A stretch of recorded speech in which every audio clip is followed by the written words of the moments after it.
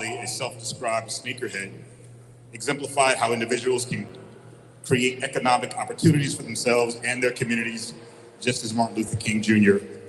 advocated for. Tina.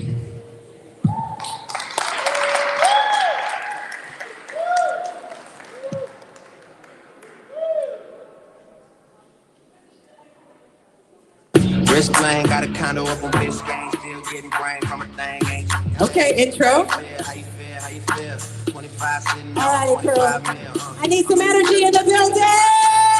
Can you stand up? Can you stand up? I said stand up. Come on, guys. I need some energy in here. I see you right there.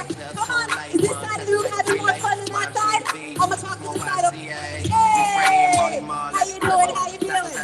All right, cool. I'm coming down to you. Keep it up. Keep it up. Woo! All right. So I'm gonna for all of you. All of you. All of you.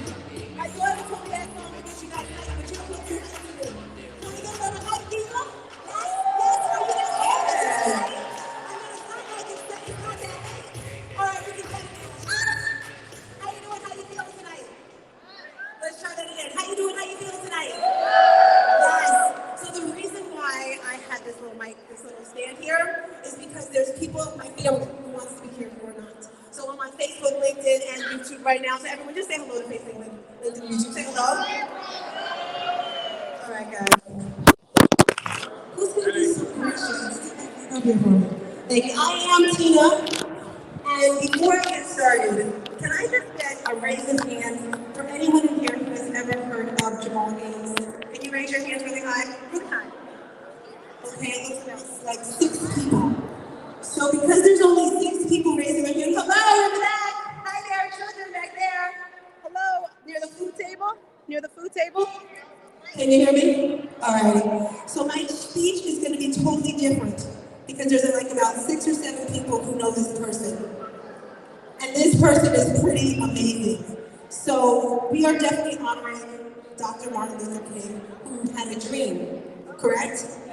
And tonight, I want to talk to you about visions, having a vision. Because when you have a vision, you can achieve anything. My sonny boy, Jamal Gaines, he moved to Rahway when he was in preschool, which was probably like 1996, something like that. And before I begin, I don't want to forget Q and Naja. If it were not for those two who remembered Molly, I would not be here today honoring him. My children went to the Rahway school system, and because of Rahway's activities, they did everything from basketball, football, cheerleading, dance, everything. It made him the person he was. Mr. Brown, if you're in the building, make your way up here. There was a program back in the day called the Mr. Rogers program. I was a single mom. Do we have any single moms in the building? Raise your hand if you have any single moms. Okay. So it's a little challenging, guys, to be a single mom. Yes, especially living in Broadway when you have to buy cleats and cheerleading shoes and all that stuff. Yes, but we had the Mr. Rogers program. Mr. Brown is coming up here. And the program for young men, every Saturday we go there. Jamal was the first one there. And Mr. Brown, we're waiting for you. Get up here, I want a picture. They taught the boys how to open a bank account, how to start a business. And I believe this is the foundation as to why Jamal started his business. So let's give it up for Mr. Brown and Mr. Rogers program. So if you don't know who Jamal Gaines was, he was a 21-year-old young man who went through school in Rahway.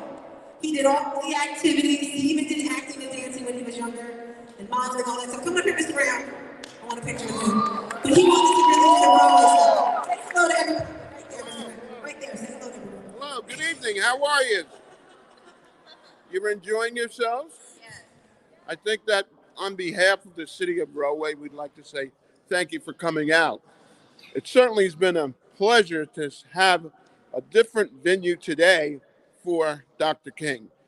But I'm going to tell you a little bit with Molly Gaines as an individual, a young man that worked with us in a Mr. Rogers program with all boys from 8 to about 15 years old. We knew when Molly came to us, he was different. And what he wanted to do was become a businessman because a lot of the fellows that was mentoring him were business people. And I had a business myself. But Molly was an outstanding person When he came to us, he was about 5, maybe 4'5". When we finished, he was like about 6'2". But he always had the idea of being something. And what it says is having that vision within his mind. And what we taught him was that whatever the mind can conceive and believe, it can achieve. But it's left up to you to decide what you want.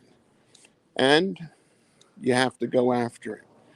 It's really a pleasure for me to be here in the city of Rahway to tell you about Dr. King, because I was in the era of Dr. King, Malcolm X, coming along as being an African American. But through the dream that Dr. King put back to the United States of America, it gave me an opportunity to do things. And today, I'm the councilman here in the city of Rahway, which I've been for quite some time. And I appreciate all of the people that are here. And it only works because of our council that we have and our mayor, that we work together to make a difference. Thank you. Thank you. Thank you.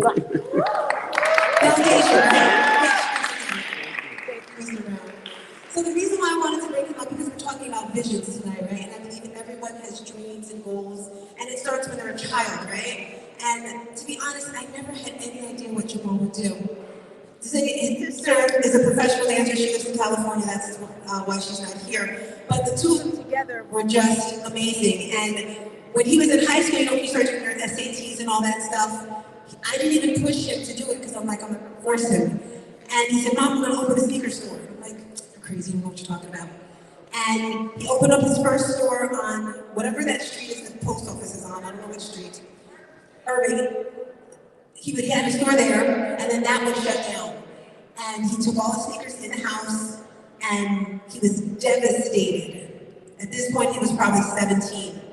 And it's all about, today I'm gonna give you 3 tips. If you want to take notes, but you don't have to, because you're gonna remember. And what I'm sharing with you is how to make your vision come true. And the way you make your vision come true, number 1, is you have to have a why. If your why is not big enough, you're not going to wake up in the morning. If your why is not big enough, you're not going to work hard. And Jamal's why was his family. He always said, Mom, I'm going to buy you a house, because it was challenging. There was one point where it was the 3 of us living in a studio apartment. And it's crazy. So many people thought we had all this money because of our attitude. Your attitude is what's going to get you through in life. So you have to have a why. Jamal saw me working for years, hours and hours, and the 3 of us were like the 3 musketeers. So he pushed. He opened up his second store, and I had a modeling studio in Broadway, Elite Star. Well, I did that part-time because I love fashion and all that stuff. And I remember he begged me. He was like, Mom, ask the owner if I can get the space downstairs. I said, boy, I'm 3 months behind in rent. You know my credit's bad. I can't do that. And I asked the owner, and the owner said yes. And he gave him the shop downstairs. And again, that vision, right? He had these huge TVs, he had murals drawn on the wall of Biggie and Kobe, and I'm just like, where are you getting this money from? Again, the vision, which leads me to tip number 2, your tribe. Your vibe is your tribe. Your vibe is your vibration, right? When you walk into the room, are you lighting it up, or are you just sucking all the energy in? When he walked into the room, you could feel it. You could feel that energy. So when you walked into their store, it was like a party every single day. But the most important thing about your tribe, my grandmother used to say this to me all the time. Show me your friends, I'll show you who you are. Or anyone ever heard that? Raise your hand. Or birds of a feather flock together. And he made sure the people that he surrounded himself with were doing something. I never told him anyone was better than anyone else. It's just you want to push yourself to be better. So that's the second tip to make your visions come true. Is to make sure that it looks like it's out in, keep it all in. Okay, take my fingers off of it. I'm not used to this one. All right, we're good. So as I said, tip number 1 is your why. Know your why. Tip number 2, the people you surround yourself with. And then number 3, I told you I had to change my notes around, right? I'm not saying I don't know it. Tip number 3, if I didn't remember that, you can take a risk. You gotta take risks, guys.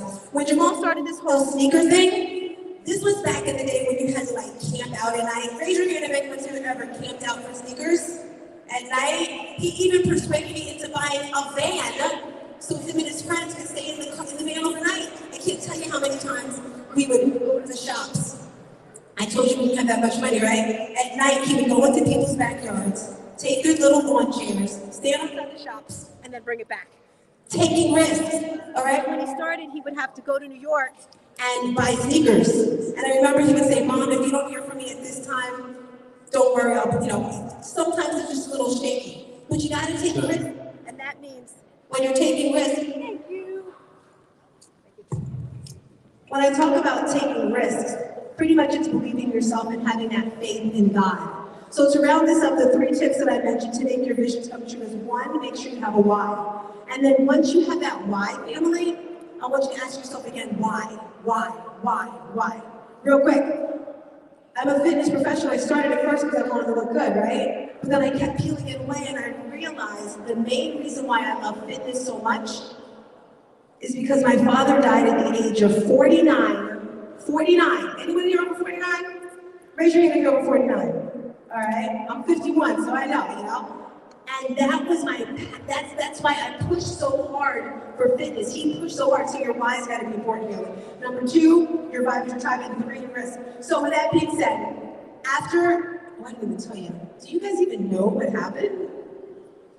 Some do, some don't. February 26th, 2016, it was a Friday night. It was a great day, guys. Oh my gosh. It was an awesome day. And this morning, I was driving Jamal to work. We call these mommy-son times. We talk. He was gonna have 5 kids. He's having 5 kids, Mom. He's doing this, he's doing that. And I remember when he got out of the car, I looked over at him, and I thought to myself, I sure do have a handsome son, because he was pretty attractive. And he smiled at me. And he had the most beautiful smile I've seen. I said, your teeth sure do look white. He kissed me on the cheek. Right here. He said, I love you, Mom. And then he jumped out the car. Great day. Day went on, and then about 9 o'clock, I got a phone call from one of his friends. Something happened, Molly. I was not worried at all, because something always happened to him. It's like he kind of had an idea his life was gonna probably end short, because he was always taking risks. So I'm driving back to Rahway, his sister's screaming. I called the mayor, I'm like, what's going on? And nobody would tell me anything. They said, go to the police station. I go to the police station, they ignored me. I'm like, where is my son? So I went down the street of the shop, and I see police cars. It's like 20-something degrees. There's yellow and black construction tape all along the street, and I'm running down the street. And I pull open the door to the shop, and the police officer says, you can't go in there. And I'm just walking around. My daughter's on the phone with me, and nobody's saying anything to me. They're just standing there and looking at me, and I'm screaming, where is my son? Where is my son? And then I saw these 2 police officers. It was a man and a woman. And I went over to the man and I said, where is my son? And he said, sorry, miss, your son is dead. At that moment, my life changed forever. But you know what? God has been preparing me my entire life. If you've ever heard me speak, you hear me talk about traumatides.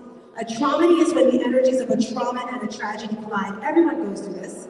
You might have a trauma as a kid, you get lost in a store at 3 years old, you get divorced. Everyone goes through it. But at this moment, I knew I could take that road to the left and just never move forward again or push through. I decided to push through.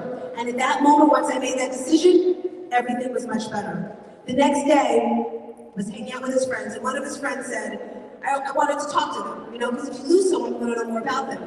And one of his friends said, they were talking, and he said, if anything ever happened to him, he wanted a program named after himself. Why? Because the Mr. Rogers program supported him so much, he wanted the same thing. So the following month, I started a nonprofit. I went to the superintendent's office. Actually, I went to Mr. Brown first, because I didn't know what I was doing. He was like, Tina, I'm too old. I can't do this. So he helped me find some men, and we started the Molly Gaines program at the 7th and 8th grade academy. It was amazing. We had so much support. We would meet and have the boys come in every Saturday, and I had mentors that would come out, teach them how to cook, and then we did stuff in the community as well. I went to the seniors I even took them whitewater rafting and camping overnight. And don't laugh, I had them on the corner shaking hands for money, because that's how we got them. Like, shake a hand, anyone ever donate? But with that being said, fast forward to today. Sharing your story is important. My daughter and I constantly share his story to find out who did it, because as of today, we still don't know who did it. I'm sure they know who I am, because the way they got in the shop, only someone who knew us would do that. And because we shared our story, they made a documentary about it, and we won an Emmy Award. This Emmy Award we have, and it just makes us realize he's still so amazing. And my goal, my purpose to keep me going is to make sure that his dream lives on, his vision lives on. So that's why I had to change everything I said, because I'm like, hold on, wait a minute, how do you not know Wally Gaines? Like, Google him. Charlamagne the God was talking about him. When you go home today, I want you to get on YouTube, get on Instagram, whatever, and look up Wally Gaines. So COVID comes, our program had to slow down, and about 4 whatever months ago, saying to his sister, we gotta get back to getting the program going. I wrote this book. It's called No More Traumities. It's not my main book. My main book is the one about his story, but I'm not ready for that story yet. This book right here, No More Traumedy, it's a story, it's a little bit of my personal story, but it gives you the tools, the skills, and the strategies that I've done over the past 7.5 years to thrive in life. Because I didn't want to just survive. My daughter would always say, you know, Mom, cut it out. I'd be crying on Instagram every day, all day. That was my therapy. And, you know, she's like, he's not gonna watch you miserable. You know, he's like, yo, Mom, get it together. Like, come on. You know, I mean, like, he's in this room right now, the spirit's coming when you guys get jumpy.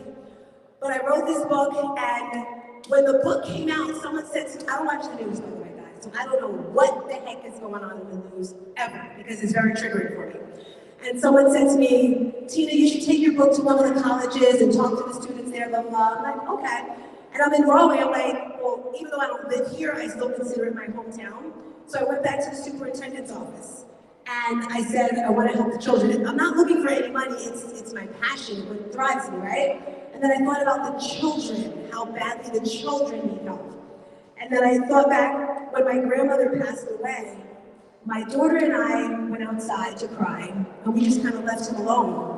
And I was like, wow, I didn't even think about that. Sometimes we forget about the kids, right? What they're going through. So I'm making a workbook, and I told the superintendent's office I want to make a program for the students.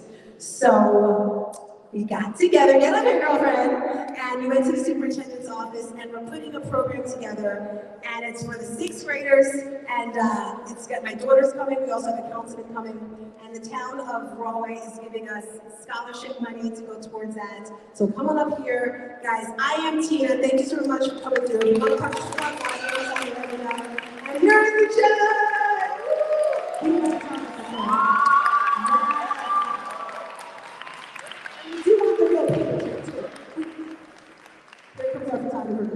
I hope I didn't talk too much.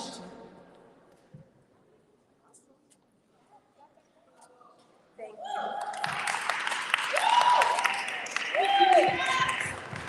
I just wanted to say thank you so much. This is an honor, and Molly's legacy will live on through you. And I'm so happy to partner with you. And your program is really going to impact so many of our students. And my why is to really make sure that we work with all of our children, the staff of Broadway, to make sure that their dreams and goals come true. So thank you so much. Thank you, thank you. And if you guys are driving by, what is that street with the office on, Marquita? Urban Street, next to the Art Center, you'll see a tree there. When I moved from Broadway, Broadway gave us a tree. It's a pear tree with a huge mural. So I'm not coming next month. Usually every Friday, every February, I'll do an event. But this is my event, and I want to thank you all for coming out. My little yogis over there. Thank you, guys. I don't know who's next, but I'm sure they're amazing. Check, check. All right.